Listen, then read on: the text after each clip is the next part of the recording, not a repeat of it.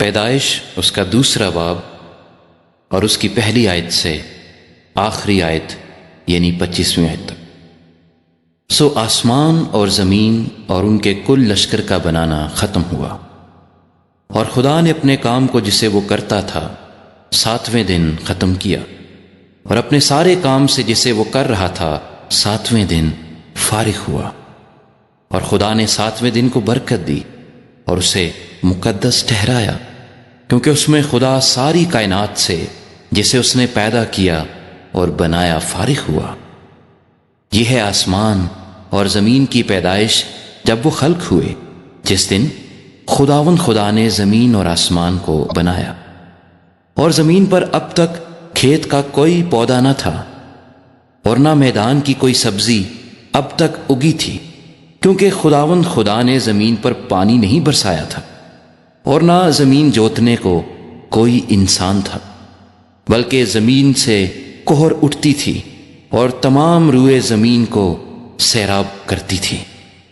اور خدا نے زمین کی مٹی سے انسان کو بنایا اور اس کے نتنوں میں زندگی کا دم پھونکا تو انسان جیتی جان ہوا۔ اور خدا نے مشرق کی طرف عدن میں ایک باغ لگایا، اور انسان کو جسے اس نے بنایا تھا وہاں رکھا۔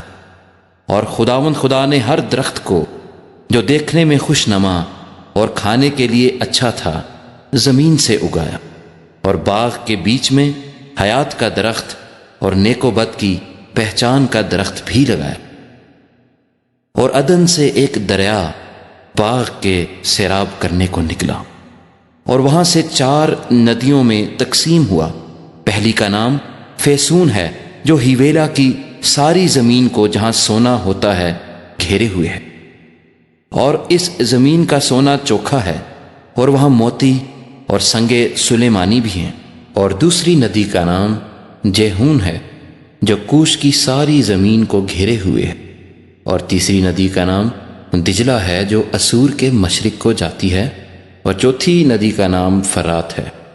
اور خدا نے آدم کو لے کر باغ عدن میں رکھا کہ اس کی باغبانی اور نگہبانی کرے۔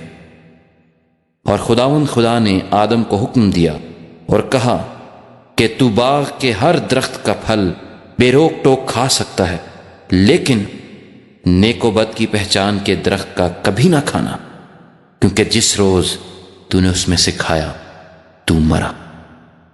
اور خدا نے کہا کہ آدم کا اکیلا رہنا اچھا نہیں، میں اس کے لیے ایک مددگار اس کی مانند بناؤں گا۔ اور خدا نے کل دشتی جانور اور ہوا کے کل پرندے مٹی سے بنائے، اور ان کو آدم کے پاس لایا کہ دیکھے کہ وہ ان کے کیا نام رکھتا ہے۔